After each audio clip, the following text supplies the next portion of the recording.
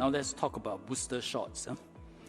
Israel has started administering boosters to their seniors and vulnerable persons.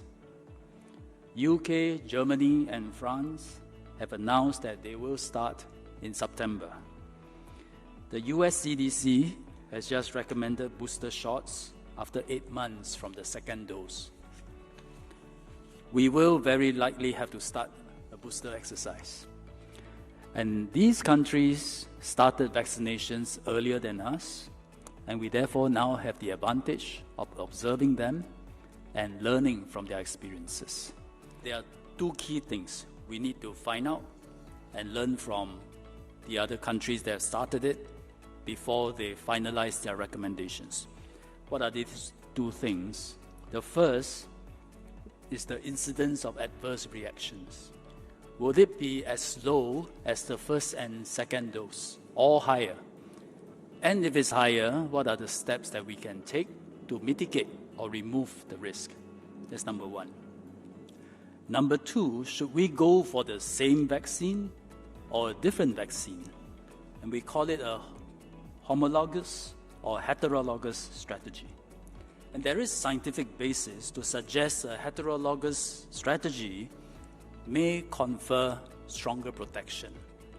So the UK is implementing such a strategy, and we will be monitoring the outcome closely.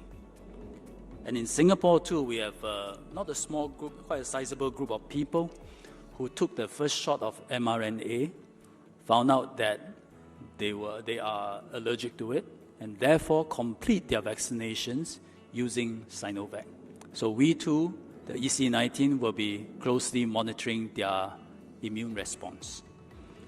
But one thing which the EC19V is very clear on and will recommend is that we will proceed to administer a third shot for patients who are severely immune compromised at the time of their first 2 doses. Who are they?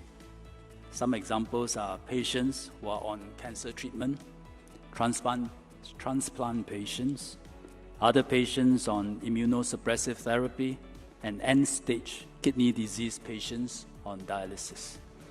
And because of their conditions, these persons, they react much less to vaccination, even after 2 doses, meaning they cannot produce as much antibodies or activate the necessary mechanisms to fight the virus. Hence, a third dose of vaccine is necessary for them.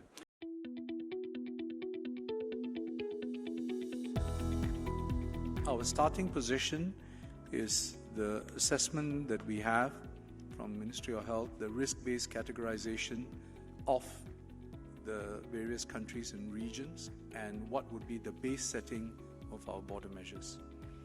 That, I think, is an important part of the architecture because it takes stressing from the overall national posture that the MTF has established for the way we are managing COVID-19 and the transition to a COVID-resilient nation.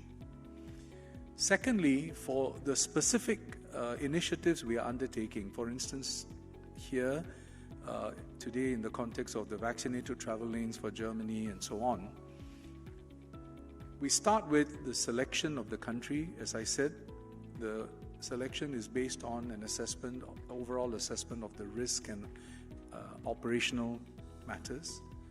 Second, we have put in place ex-ante measures, minimum 21 days stay, they must be vaccinated, 48 hours pre-departure PCR test, which must be negative. Then, when they arrive in Singapore, we will have the on-arrival PCR test plus a PCR test on day 3 and day 7. There are the travelers who come in will also have the Trace Together app, and there will CAAS working with all the government partners will be monitoring their compliance with the testing. And if there's an untoward outcome where someone is proven to be positive, our ability to then respond through the tracing mechanism to then control the impact is also an important part of the risk mitigation. It is this composite that will basically help us mitigate the risk that you've identified? There are some Singaporeans who are asking why can't we open faster, extend to more countries and open up the window bigger. That is one reason why we need to do it very carefully so that we are able to calibrate our measures as we go along and we learn from this pilot project. And if we are able to do so safely without seeing a major surge in a number of cases in the community, then we will be able to open it in the next steps. I should add just one more layer of defense, which is we are 77% fully vaccinated. So choose a safe country, make sure everyone is fully vaccinated, control the numbers, test before, after, during, and we ourselves 77% fully vaccinated. That's how we control the risk.